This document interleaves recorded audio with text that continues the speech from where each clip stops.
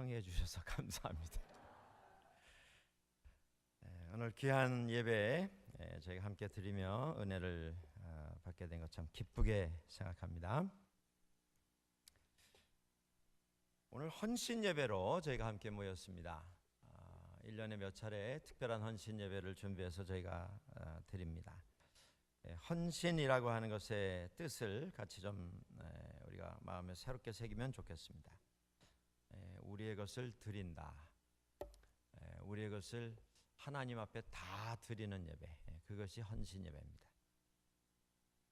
이스라엘에게 있어서 초기에 가장 큰 이스라엘 생존에 위협을 가져왔던 민족이 있습니다. 블레셋이라고 하는 민족입니다. 그들이 가나안 땅에 이스라엘 사람들이 출애굽에서 도착하기 이전부터 살고 있었습니다.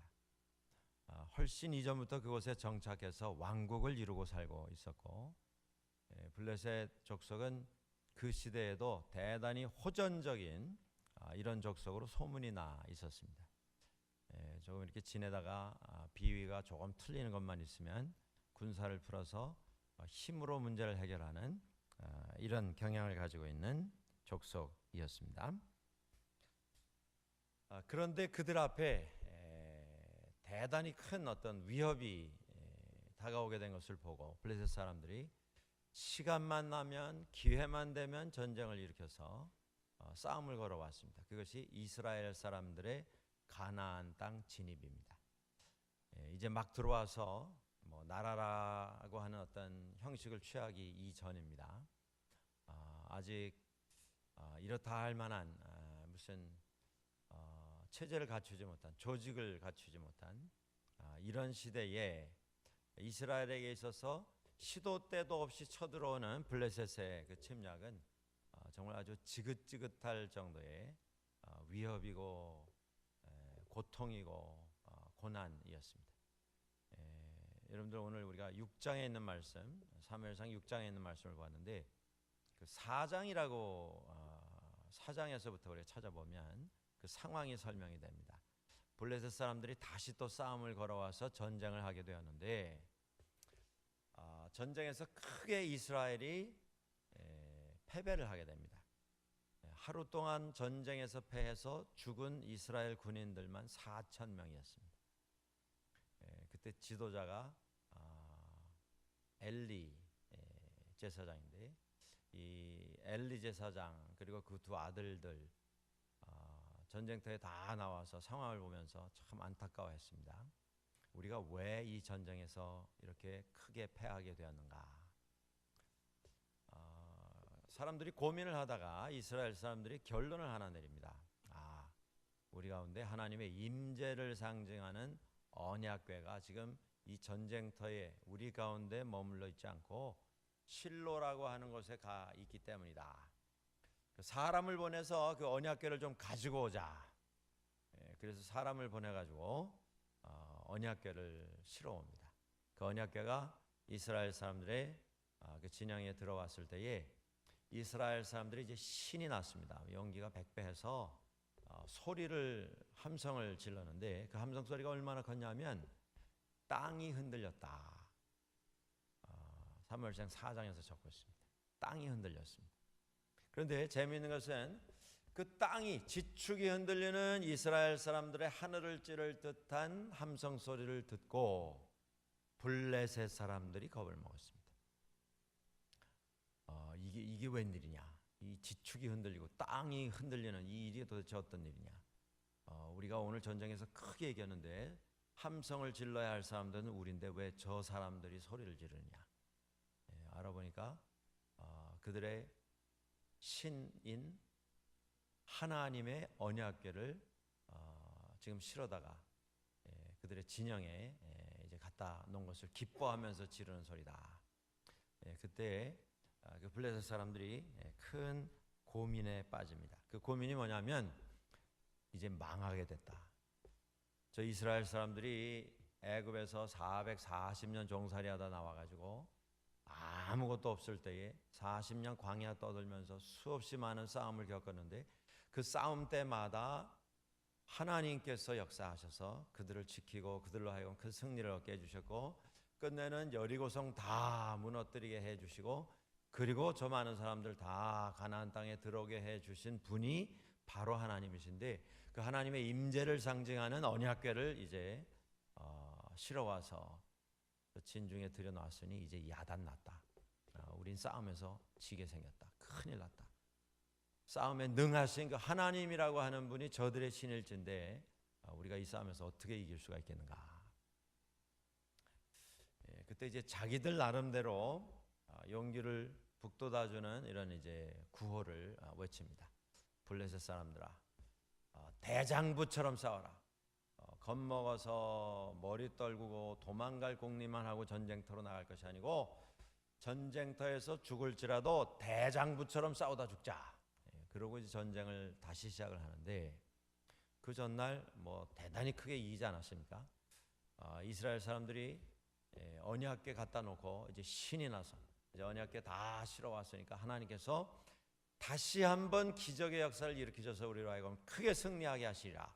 이스라엘 사람들이 뭐 용기 백배 가지고 뛰어나오고, 블레셋 사람들은 조금 의기소침해서 반신반의하면서 약간 불안한 생각을 가지고 전쟁터에 나가는데, 그날 전쟁에서 블레셋 사람이 다시 대승을 거둡니다. 그리고 놀라운 것은 그냥 전쟁만 진 것이 아니고 이스라엘은 그날 언약궤를 블레셋 사람들한테 뺏깁니다. 이것은 마치 우리 뭐 2조 500년으로 하자면, 조선 500년으로 하자면 국쇠를 뺏긴 거나 마찬가지입니다. 그 국쇠라고 하는 것이 뭐 별거 아니지 않습니까? 금을 이렇게 새겨서 도장, 왕이 사용하는 도장 만들어 놓은 것인데, 물건으로는 별것 아닙니다만은 그 물건의 의미로서는 이것보다 중요한 게 없을 정도로 그렇게 소중한 것입니다. 국쇠를 뺏기면 그 나라의 어떤 주권을 뺏긴 것으로 이렇게 간주가 되기 때문입니다. 이스라엘에 있어서 언약궤를 뺏긴다. 이건 상상을 할 수 없는 일입니다. 더더구나 그 언약궤는 전쟁에서 크게 패하고 나서 우리가 언약궤를 모시지를 않았기 때문에, 하나님의 임재가 우리와 함께 하시지 않았기 때문에 우리가 패한 것이기 때문에, 이제 언약궤를 가져오면 하나님의 은혜가 다시 임할 것이고, 하나님의 능력이 다시 임할 것이고, 하나님의 도우시는 손길이 다시 임할 것이고, 그래서 우리가 대승을 하리라. 그래서 사람 보내서 일부러 가져온 것인데, 그들의 노력 아무 소용없이 뭐 전쟁에서 패했을 뿐만 아니고 언약궤를 뺏겼습니다. 그날 엘리 제사장이 죽습니다. 그 두 아들들이 죽습니다. 그 두 아들들은 패역한, 하나님 앞에 큰 죄를 지은 이런 아들들이었는데, 그 아들들이 전쟁터에서 죽었다 소리를 듣고 엘리 제사장이 충격을 받아서 넘어져서 또 죽습니다. 그런데 그 집에 엘리 제사장의 며느리가 또 있었는데, 그 며느리가 이게 웬 비극입니까? 하루아침에 남편이 죽고 시아버지가 세상을 떠났습니다. 그 말을 듣고 이 여인이 또 충격을 받아서 출산을 하게 되었는데, 출산하고서 또 사망을 합니다. 그러니까 뭐 몇 명이 지금 죽는지 모릅니다. 그런데 그 여인이 죽으면서 하는 말이 있습니다. 이스라엘은 이제 망하게 되었다. 하나님이 이스라엘을 떠나셨다. 자, 언약궤만 넘어간 것이 아니고 하나님이 이스라엘을 떠난 이런 운명이 된 것입니다. 한쪽이 망해서 마치 초상집과 같은 분위기가 되었는데, 그 반대에 있었던 블레셋 사람들은 신이 났습니다. 그렇게 공포에 떨었던, 공포의 대상이었던 언약궤를 이제 자기들이 가지게 된 것이죠. 이것만 있으면 늘 이스라엘이 싸우면서 이기는 걸 보면서, 야, 우리도 저런 거 하나 있으면 좋겠다 했는데, 그렇게 소원했던 것을 이제 수중에 넣게 된 것입니다. 신이 났습니다. 전쟁에서 이긴 건 둘째치고 언약궤를 뺏은 것, 이제 이스라엘을 돕던 그 능력이, 그 은혜가, 그 놀라운 복이 우리 민족 위에 임하게 될 것이다. 신이 나가지고 언약궤를 가지고 가서 자기들 섬기는 귀신 신당에다가 보관을 했습니다. 신이 나서 밤을 지내고 그 다음날 가보니까 여러분들 그 6장에 보시면 6장 앞에 이런 이제 내용들이 쭉 소개가 되고 있는데요. 5장에 나오는군요. 5장에 보시면 이 사람들이 귀신 섬기던 신당에다가 이 언약궤를 가져다 보관을 해놨는데 그 다음날 가보니까 자기가 섬기던 블레셋 사람들이 섬기던 귀신 다곤이라고 하는 그 신상이 땅바닥에 엎어져서 언약궤 앞에 엎드려 있는 것을 보게 됩니다. 이게 도대체 무슨 일인가? 다시 또 넘어진 신상을 다 세워가지고 똑바로 해놓고 하는데 그 다음날 와보니까 신상이 또 넘어져 있는데 이번에는 산산조각이 나서 넘어져 있습니다. 머리 따로, 다리 따로, 팔 따로 다 떨어지고 몸통만 엎어져 있습니다. 다 조각조각 나가지고 자 이제 불안한 마음이 들기 시작하는 거죠. 이렇게 되면 이것이 능력의 상징이라고 해서 뺏어왔는데 그래서 그 능력이 이제 우리 것이 되고 우리가 전쟁마다 이길 것이라고 안심을 하고 신이 나서 축하 파티도 했는데 이게 불안한 어떤 징조가 보이기 시작하는 겁니다.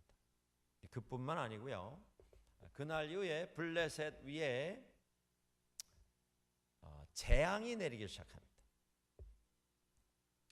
그래서 사람들이 이제 병이 나기 시작합니다. 온 몸에 막 종기가 돋고 악창이 돋고 뭐 난리가 납니다. 그제서 이 사람들이 깨닫습니다. 이걸 안 가지고 올 것을 잘못 가져갔구나. 이게 복이 아니라 화가 우리 가운데 들어왔구나. 그래가지고 이걸 옮겨서 다른 도시로 보냅니다. 다른 도시로 보냈더니 그 도시에 또 재앙이 임합니다. 그래서 또 옮깁니다. 이걸 또 옮겼더니 그 도시에 또 재앙이 임하고요. 이걸 옮기는 데마다 재앙이 임하게 되니까 사람들이 이걸 옮기게 되면 그 마을 사람들이 막 이제 반대 데모를 하는 것이죠. 우리를 다 죽일 작정이냐? 네? 죽으려면 너희나 죽지. 왜 우리 마을에 이걸 보내가지고 우리 마을에 재앙이 임하게 하냐? 이제 갈 곳이 없게 됐습니다. 그래서 국리를 하다가 블레셋 사람들이 결정 내린 게 뭐냐면요. 이거 안 되겠다. 이거 돌려줘야지. 이건 가지고 있다가는 복이 아니라 다 죽게 생겼다. 그래서 돌려줄 것을 결정을 합니다. 여러분들 하나님의 은혜라고 하는 것은 우리가 어떤 형식, 우리가 어떤 제도, 우리 눈에 보이는 그 어떤 것을 내가 소유할 때에 내게 떨어지는 것이 절대 아닙니다. 이스라엘 사람들이 전쟁에서 지게 된 것은 엘리와 엘리 제사장들의 아들들의 패역한 행위에 대한 하나님의 심판이었습니다. 근데 그거 어떻게 좀 돌려보겠다고 언약궤를 가지고 왔는데 아무런 소용이 없었습니다.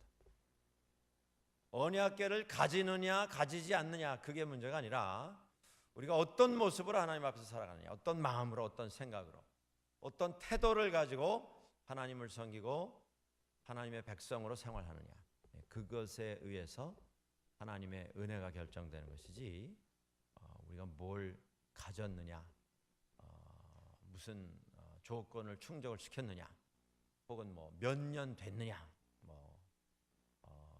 우리가 무슨 프로그램을 수료를 했느냐, 어떤 것을 경험을 했느냐, 어떤 것을 봤느냐, 들었느냐, 이것에 의해서 결정되는 게 아니라고 하는 것입니다.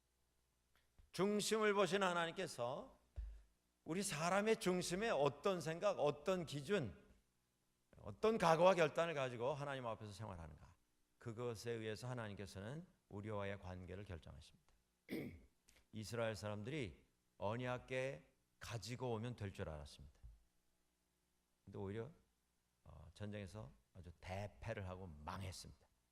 블레셋 사람들은 이스라엘 사람들이 늘 전쟁에 나갈 때 언약궤를 앞세우고 전쟁에 나가는 것을 보면서 그들이 무기도 없고 군사도 많지 않은데도 전쟁마다 이기는 것을 보면서 저 언약궤만 가지면 우리도 능력을 얻게 될 것이다.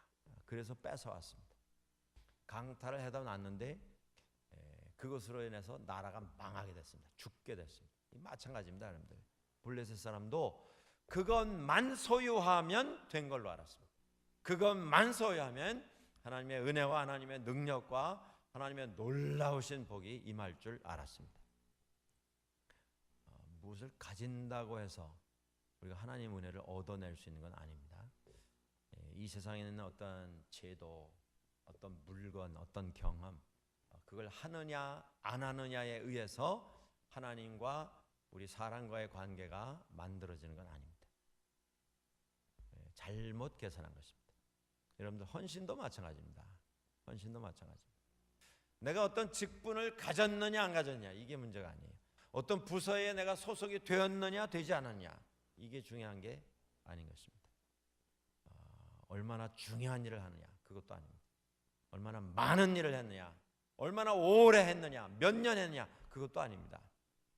중요한 것은 작든 크든 시작한 지 한 달이 됐든 20년이 됐든 40년이 됐든 중요한 것은 하나님 앞에서 내 중심에 어떤 태도를 가지고 어떤 마음을 가지고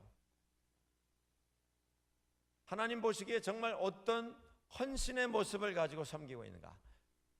하나님은 그걸 보시고 우리에게 말씀하시고 우리에게 은혜를 베풀어 주십니다.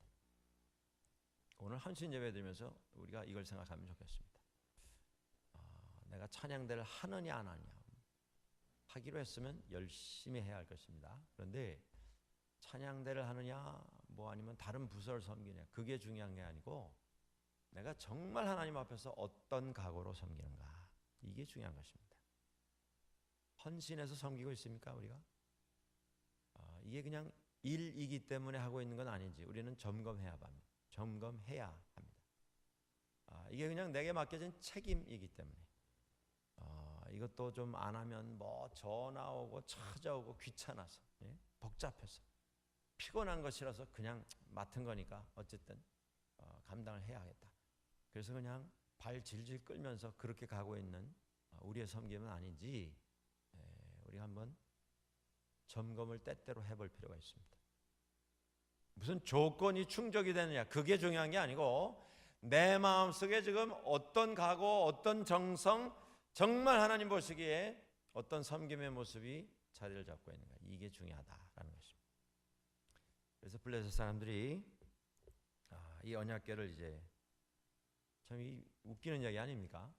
사람을 수천을 살상을 하고 뺏어왔는데 이제 뭐 이스라엘에서 되돌려 달라 소리도 안 하는데 무슨 뭐 문화재 반환 운동, 뺏긴 문화재 되찾기 운동 그것도 아니에요. 그런데 블레셋 사람들이 자기들이 몸이 달아서 이걸 돌려주려고 준비를 해서 지금 돌려보내는 겁니다. 근데 돌려보내는데 그냥 돌려보내는 게 아니에요. 거기다가 뭐 금으로 은으로 잔뜩 뭘 만들어 가지고 거기다가 수레에다가 가득 채워서 그렇게 보냈습니다. 이거 돌려보내는데 우리는 뭐 전쟁에도 졌는데 무슨 면목으로 언약궤를 되받겠습니까? 아닙니다. 도로 가져가시오. 그럴까봐 이스라엘 사람들 마음 돌리게 하려고요. 거기다 금은보화 잔뜩 얹어서 돌려보냈습니다. 이게 얼마나 재미있는 현상입니까? 그렇게 돌려보내는 그 장면이 오늘 본문의 장면입니다. 돌려보낼 때에 수레를 끄는 마차는 말이 끄는 겁니까? 어떻게 됩니까? 그 수레를 끄는 소를 2마리를 선택을 해서 그 소에게 그 수레를 끌도록 했습니다. 자, 언약궤가 올라가고요. 거기에 금은보화가 잔뜩 실렸는데 그걸 끌고 가는 소 2마리가 선택을 받았는데 어미소입니다. 암소 2마리. 이제까지 수레를 끌어본 적이 없는 암소 2마리를 선택을 해서 끌게 했습니다. 여러분, 헌신이라고 하는 것은 부르심에 대한 반응입니다. 여러분들, 내가 선택해서 내가 헌신하는 건 아닙니다. 이거 착각하시면 안 돼요. 우리의 섬김은 다 하나님께서 우리를 부르셔서 은혜 가운데 들어오게 하시고 나에게 맡겨주신 하나님의 선물입니다. 내가 골라서 내가 찾아가지고 내가 정해가지고 내가 하고 싶은 일 하는 게 섬김이 아니라고 하는 겁니다. 그런 마음이면 그건 헌신은 아니에요. 그건 취미생활이죠. 내가 좋아서 하는 거예요. 혹 우리 찬양대에 섬기는 여러분들 중에도 내가 음악적으로 달란트가 있고 나는 음악하면 뭐 밥 세 끼 먹는 것보다 난 음악이 더 좋고 음악이 내 행복이고 그래서 교회 안에서 음악을 할 수 있는 곳이 어디냐? 찬양대. 그래서 들어가서 음악하는 찬양대가 되지 않도록 여러분들 점검하십시오. 찬양은 하나님께서 주신 선물입니다. 그건 사명이에요. 예수 믿게 해주신 것에 대해서 감사해서 내가 어떻게 섬길 수 있을까? 하나님께서 주신 달란트 가운데 내가 찬양을 통해서 하나님 앞에 영광 돌리는 일을 해야겠다. 그래서 우리가 할 수 있다면 그게 헌신입니다. 가끔 이민교회에서 이렇게 대화를 나누는 중에 교우들 중에 이제 이런 말씀하시는 분이 있으세요. 교회에서 잘 섬기시다가 저분 참 하나님께서 참 기뻐하시는 참 아름다운 섬김을 가지고 있다 이런 마음이 있는데 어느 날 그런 분들 가운데 오셔서 이런 얘기 하시는 분이 있으세요. 목사님 제가 이번에 좀 교회를 떠나서 어느 교회로 좀 가야 되겠습니다. 그 뭐 목사로서는 제일 섭섭한 말이죠. 뭐 여러분들도 마찬가지 아니겠습니까? 같이 잘 섬기던 분인데 어느 날 교회를 다른 교회로 가시게 됐다. 그래서 아니 뭐 무슨 일이 있었습니까? 그러면 이제 자주는 아닌데 가끔 얘기하시는 분 가운데 이런 얘기가 있어요.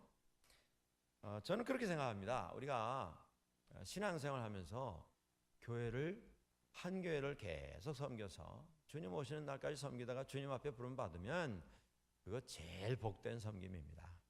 그런데 우리가 교회를 섬기다가 또 다른 교회에 가서 섬길 그런 일도 있을 수 있습니다. 여러분들 그런 일 있으시면 서로 축복해서 보내드리고 또 축복받고 떠나시는 이런 과정이 필요합니다. 뭐 열심히 섬기다가 그냥 어느 날 무슨 뭐 아침 안개 사라듯이 뭐 어떻게 된 건지 아무도 모르는 사이에 그냥 교회를 훌쩍 떠나는 거 이게 참 부끄러운 일입니다. 자 그런데 가끔 교회를 이제 이렇게 떠나게 됐습니다. 말씀하시는 분들 가운데 이렇게 말씀하시는 분 있으세요?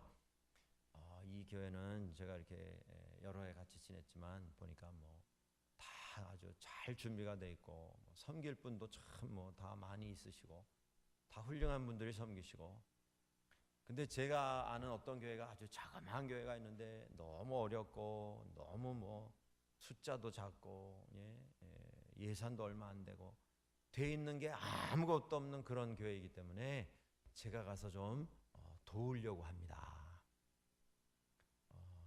뭐 그러고 가시면 뭐 가실 수밖에 없겠죠. 그런데 제가 말씀드리려고 하는 건 이겁니다. 어느 교회를 가시든 그 교회를 도우려고 가지시는 마십시오. 교회는 내가 도와서 무엇을 이룰 수 있는 그런 곳이 아닙니다. 여러분들 어느 교회를 가시든 그 교회를 섬길 생각을 하고 가세요. 하나님이 나를 그 교회로 부르시면 우리는 순종해서 그곳에 가는 것이고 그곳에 가서 하나님 제가 어떻게 하나님 앞에 섬길 수 있겠습니까?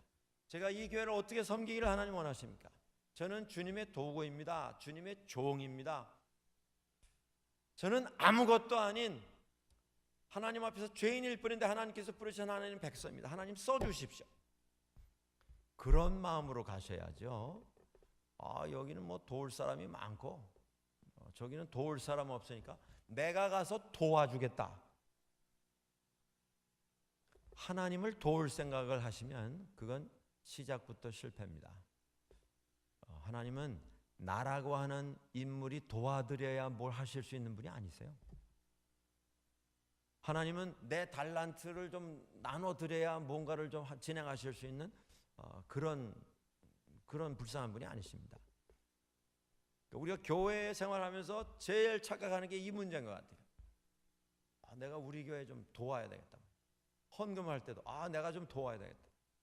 뭐 하나님이 뭐 돈이 없으셔서 내가 돈을 헌금을 해서 드려야 그 돈 가지고 뭘 하실 수 있는 분이십니까? 여러분들, 헌신은 선택입니다. 선택에 대한 우리의 반응입니다. 내가 돕는 게 아니고 나는 섬길 뿐입니다. 암소 2마리가 선택을 받아서 수레를 끌게 됐습니다. 그 암소 2마리는 선택된 자로서 자기의 일을 감당하게 되었습니다. 그런데 그 선택된 자들이 반드시 따라오는 하나의 과정을 감당을 할 때에만 섬길 수 있습니다. 그게 뭐냐면 희생입니다. 희생. 오늘 여기 본문에 보면 송아지들이 있었어요. 젖을 먹이는 어린 송아지들이 있었습니다. 헤어졌어요. 떨어졌어요. 송아지들이 막 뭐 울면서 따라오려고 하는 거 다 떼서 집에다 가둬버렸다. 그 얘기가 나옵니다. 암소의 마음이 얼마나 참 그 마음 속에 눈물이 흐르는 거 우리 상상해 볼 수 있습니다. 희생 없이는 섬길 수 없습니다. 여러분들, 헌신을 하시겠다 하면 내 것 다 하고 그 다음에 헌신하겠다. 그건 꿈입니다. 꿈. 착각입니다. 헌신은 희생 없이는 할 수 없어요. 내가 여기까지 다 채워놓고 그 다음에 뭘 하겠다. 3년만 기다려주시면 제가 3년 동안 여기까지 해놓고 그 다음에 6개월만 기다려주시면 여기까지 이루어놓고 저기까지 도달시켜놓고 남은 시간에 우리 할 거 다 하고 하려고 하는 것, 이게 유혹입니다. 근데 그건 헌신은 아니에요. 우리가 하나님 일 하기 위해서 뭔가를 나에 관련된 나에게 속한 그 뭔가를 내려놓음이 없이 편하게 할 수 있다면 그건 어찌 보면 헌신이 아닙니다. 우리가 이 자리에 이렇게 나올 수 있는 건 하나님 주신 은혜 아닙니까? 건강이 있기 때문에 우리가 나오는 건 아니겠어요? 그런데 시간을 들이지 않으면 예배는 드릴 수가 없습니다. 정성을 들이지 않으면 섬길 수 없습니다. 우리가 뭔가를 내려놓지 않으면 하나님 예배할 수 없어요. 하나님 찬양할 수 없습니다. 뭐 일할 거 다 하고 뭐 사업할 거 다 하고 남은 시간에 짜투리 시간에 쉴 거 다 쉬고 그래도 시간이 남으면 뭘 하려고 하는 거예요. 이건 헌신이 아니라는 것입니다. 월요일 아침부터 오늘 아침까지 화이트락에 있는 시드 선교센터에서 Imitating Christ Training Center ICTC 수양관에서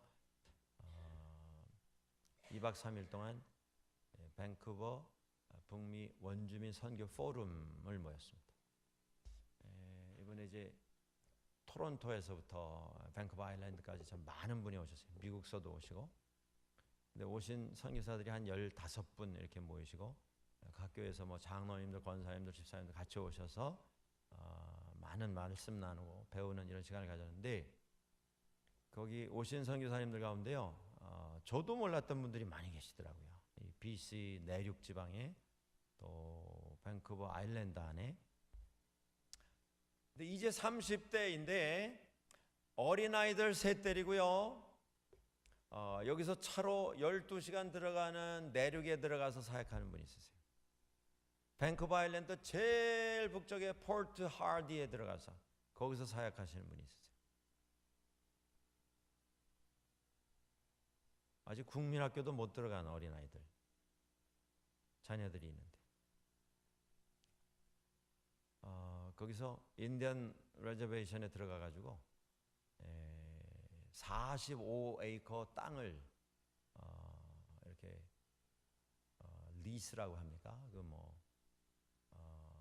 MOU 계약을 맺어가지고 사용하는 걸 허락을 받아가지고 그걸 이제 경작을 해서 거기서 나오는 농산물 가지고 이 원주민 마을이 좀 자립할 수 있도록 해보려고 그 일을 시작하는 젊은 선교사님이 있었습니다. 농자도 모르는 분인데 그냥 들어가서 지금 그걸 시작을 하셨어요. 뭐 45에커니까 뭐 끝이 안 보이죠. 그걸 이제 땅을 가는 것부터 시작을 하신 모양인데 땅 속에 돌이 그렇게 많은지 몰랐답니다. 이전에는 그냥 뭐 꽃갱이 한 삽 뜨면 또 돌 나오고 또 돌 나오고 또 돌 나오고. 봄 되면 이거 갈아가지고 거기다가 이제 뭐 고추를 파종을 하는데 밭고랑 하나 이제 그 잡초 다 뽑아야 되니까요. 다 흙 털면서 뽑아가지고 고랑 하나 쬐다 하고서 하루 걸린대요. 그때 가서 돌아보면요, 아침에 저 털어놓은 거 거기서 잡초가 다시 자라고 있대요. 앞으로 몇 년이 걸릴지 모르죠. 근데 그렇게 해서 다 갈아놨는데 돌 다 골라가지고 쌓아놓고 뭐 큰 돌 작은 돌 다 골라가지고 놀란 건 비가 오면 돌이 또 나온대요. 그렇게 다 골라내는데도 희생이 없이는 섬길 수 없습니다. 이번에 오신 김진수 장로님 분이라고 하는 분이 있으신데 이분은 미국에서 ISI Integrity, Satisfaction, Innovation이라고 하는 컴퓨터 소프트웨어 프로그램 회사를 뉴저지에서 하셨던 분이세요. 한참 때 2008년에 직원이 500명이었습니다. 500명. 한국에서 공대 나오시고 1세입니다. 오셔가지고 미국에서 석사학위 하나 하시고 그리고 직장생활 5년 하다가 회사를 차려서 20년 만에 500명 직원을 가진 컴퓨터 프로그램 회사를 만들었어요. 그분이 그 미국의 금융사태 날 때 2008년에 회사를 팔았습니다. 그 회사의 모토는요, 그 제목에서 볼 수 있는 것처럼 integrity, 정직성, satisfaction, 고객 만족, innovation, 창조. 새로운 프로그램을 하되 회사 운영 정직하게 하자. 절대 속이는 거 없고 뭐 뒤에서 뒷공작하는 거 없고 세금 낼 거 다 내고 그리고 이익의 30%를 직원들한테 다 나눠줬어요. 봉급 주는 것 이외에. 그래서 그 회사의 매출 그리고 이익이 제일 많았던 해에는요, 전체 직원들에게 6개월치를 보너스로 또 줬답니다. 30%를 다 분배해가지고 직원들 매년 그렇게 했어요. 매년. 고객이 만족해서 다시 찾아오게 하자. 그래서 회사 이름도 ISI예요. 정직성과 고객 만족과 새로운 창조, 새로운 아이디어, 이걸 모토로 하자. 그 회사를 2008년에 팔았어요. 그리고 이분이 무엇을 할까? 그때 50대 후반이었습니다. 7년 전에. 뭘 할까 하다가 이분이 원주민 선교에 하나님께서 마음을 주셨어요. 한번 생각해 보십시오, 여러분들. 뉴저지에서 500명 직원이 있는, 그래서 이 미국 방송에도 나가고요. 이분이 뉴저지 제약 회사에서 주는 2008년 제약 회사 상도 받았어요. 미국 방송에도 나가고 한국의 YSN입니까? 그 뉴스 방송국 거기서 특별 프로그램으로 소개된 적도 있고 그러던 분인데 뉴저지 지금 사시는 데가 뉴저지예요. 뉴저지에서 이 밴쿠버 아일랜드를 중심해서 이 태평양 쪽에서 진행되고 있는 캐나다 원주민 사역에 마음을 주셨어요. 거기 사시는 분이 여기 무슨 관심이 있겠습니까? 무슨 상관이 있어요? 또 관심이 있은들 무슨 상관이 있습니까? 그 먼 데서. 근데 여기를 오셨어요. 오셔가지고 밴쿠버에서 차로 17시간 북쪽으로 올라가야 있는 인디안 레저베이션을 들어가셨어요. 이자 족속이 사는 이런 기자 족속이 사는 그런 마을인데요. 거기는 뭐 숲밖에 없는 곳입니다. 광산이 좀 있고 나무 자르는 일이 있고 다른 건 아무것도 없는. 한번 생각해 보세요. 이 북쪽으로 차 타고 17시간. 근데 거길 들어가셨어요, 이분이. 그래서 거기다가 자그마한 집을 하나 구입을 하고 그 마을을 자립을 시킬 생각으로 지금 일을 시작을 했습니다. 거기다 회사를 차렸어요. 고사리를요, 작년에 2만 파운드를, 말린 고사리가 2만 파운드면 얼만큼인지 아시겠어요? 말린 고사리. 그리고 가을에는 송이버섯, 야생 송이버섯. 그리고 그 나무에서 나는 버섯 있죠? 자작나무에서 나는 버섯. 무슨 버섯이죠, 그거? 넓적한 거. 티 끓여 잡수시는 거. 예? 영지? 상황버섯인가요? 그 있더라고요. 그 하얀 껍데기 하얀 자작나무에서 옆으로 널쩍하게 나오는. 그걸 채취를 해서 그걸 지금 카나다하고 미국 쪽에 공급을 하는. 그걸 하기 위해서요. 자기 재산 50만 불 거기다 들였어요. 그 시골 마을이 깡촌 산속에. 그걸 언제 되찾겠습니까? 그 50만 불. 그리고는 1년에 6번을 왔다 갔다 해요. 뉴저지에서. 이번에 트럭을 타고 오셨어요. 운전을 해가지고 LA 가셨다가 밴쿠버 올라오셨다가 거기를 올라갔다 내려오셨어요. 마일로 8,000마일. 이게 상상이 안 되죠, 뭐. 예.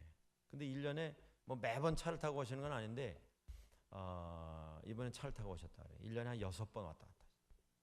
그 마을 한번 독립을 시켜보겠다. 그래서 이제 그 원주민들한테 고사리 따오라고 시킨 겁니다. 그랬더니 밑둥부터 따오더래요. 그걸 말려놨더니 그래서 상품을 내보냈더니 막 컴플레인이 들어오는 거예요. 그거 누구 먹으라? 그 질긴 걸 어떻게 먹어? 너 한번 먹어봐. 막 이렇게 되는 거예요. 그래서 다 반품받아 폐기시키고요. 비디오를 만들었어요. 그 형제 자매 여러분, 그러더니요. 원주민들한테 보여주는 비디오예요. 여기를 자르지 말고 위에를 잘라주세요. 위에서부터 한 뼘 한 30cm 되는 고기를 잘라주세요. 뭐 희생이 없이는 섬길 수 없습니다. 이번에 15분 그 선교사님들이 오셨는데 뭐 다 정말 감동의 스토리들이에요. 그렇게 희생이 없이는 섬길 수가 없습니다. 여러분들 섬기시려고 할 때 좀 손해 보십시오. 근데 하나님 위해서, 하나님 위해서 엉뚱한 거 손해 보시고 손해 봤다 하지 마시고 하나님 위해서. 이 소 2마리가 수레를 끌고 벳세메스라고 하는 곳으로 나갑니다.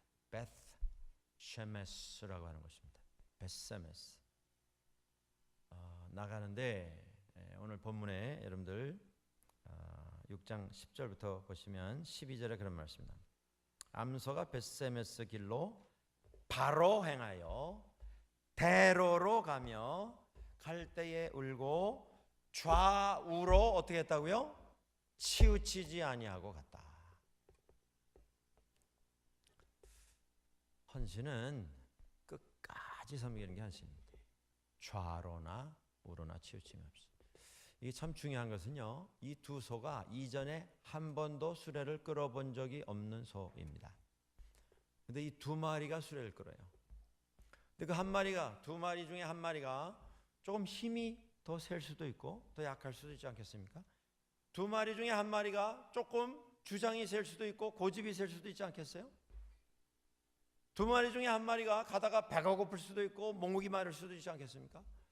송아리 울음소리가 마음에 걸려서 가다가 멈출 수도 있지 않겠어요? 나란히 좌로나 우로나 치우침이 없이 벳세메스까지 곧장, 영어 성경에 보면 straight, 똑바로 나아갔습니다. 이게 헌신이라 그 말씀입니다. 여러분들 헌신이 어려운 게 뭐냐면요, 혼자 하는 헌신은 우리가 할 수 있어요. 잘 할 수 있어요. 쉽게 할 수 있어요. 재미도 있습니다. 보람도 있어요. 만족감이 오잖아요. 뭘 해놓고 나면. 어려운 게 뭡니까? 같이 섬기는 게 힘듭니다. 함께 섬기는 게 힘듭니다. 그것도 나와는 생각이 다른 사람과 함께 섬기는 거예요. 나와는 다른 필요를 가지고 있는 사람과 함께 섬기는 거예요. 똑같은 사건을 놓고도 일을 진행하는 순서가 달라요. 목적은 다 마찬가지죠. 목적은 좋은 결과를 가져야 그게 목적 아니겠어요? 근데 순서가 달라요. 일 진행하는 순서, 착수하는 순서가 다릅니다. 뭐가 중요한지에 대한 우선순위가 달라요. 다 다른데 그 다른 사람과 같이 가는 거예요. 이게 헌신입니다, 여러분들. 찬양대 사역은 특별히 그렇습니다.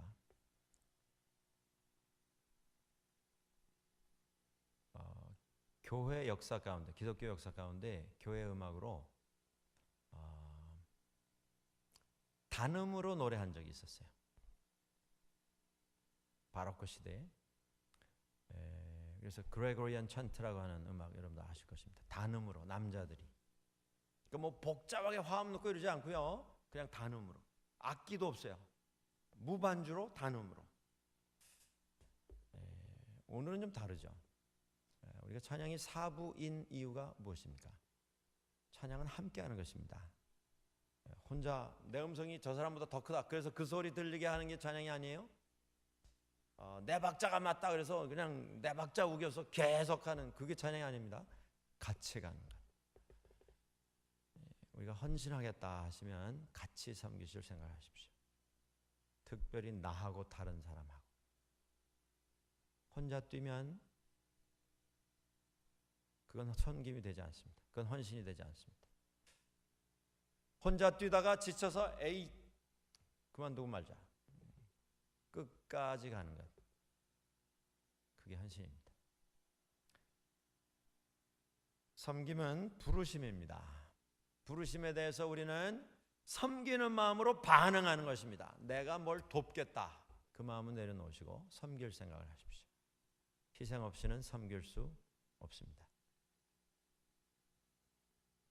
섬기면은 반드시 내려놓아야 할 것이 동반이 돼야 합니다. 섬김은 끝까지 하는 것입니다. 그리고 같이 하는 것입니다. 여러분들. 같이 하는 것. 오늘 한 가지만 더 말씀을 드리고 싶습니다. 그래서 메세베스에 도착을 했습니다. 사람들이 막 환호를 하고 신이 났어요. 그러면 이제 보상을 받아야 되는 시간이 된 거 아닙니까? 수고했으니까. 집에 가라든가, 뭐 상을 준다든가, 쉬게 한다든가, 먹을 걸 주게 한다. 도착을 했는데요, 암소 2마리는 잡혀서 죽었습니다. 그 암소가 죽어서 제물이 되었습니다. 번제로 드렸어요. 헌신이 어려운 이유가 이것입니다, 여러분들. 다 했는데 도대체 나한테 돌아온 게 뭐냐? 없어요. 남보다 더 오래 참고 침묵하고 고생했는데 알아주는 사람이 없어요. 알아주기는커녕 뭐 이런 일을 이렇게 했네, 저렇게 했네, 뭐 이거 잘못했다는 도.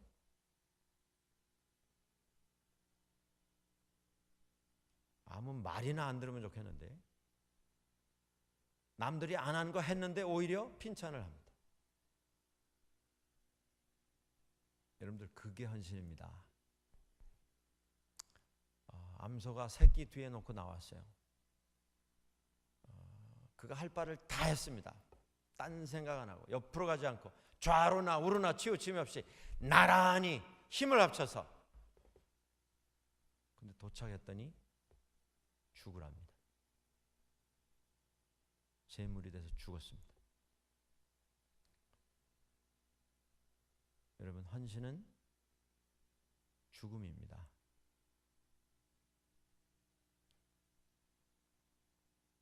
이것 나는 못한다. 우리는 헌신할 수 없습니다. 그러면 정말 주님 앞에서 주님 이름 위하여 주님 나라와 주님의 몸된 교회를 위해서 내가 죽는 것. 그게 헌신입니다. 우리는 다 죽기 위해서 부름받은 사람들입니다. 놀라운 것은 주님을 위해서 죽을 때 우리는 살 수 있습니다. 찬양대가 참 날로 더 아름다운 찬양으로 아름다운 모습으로 하나님 섬기기 된 것 정말 하나님 은혜고 하나님 주신 복입니다. 앞으로 섬기실 때에 이 섬김의 모습들 우리 마음에 새기시고 주님 앞에서 하나님만 위해서 섬기시는 헌신하는 찬양대 될 수 있기를 주의 이름으로 간절히 축원합니다. 기도하겠습니다.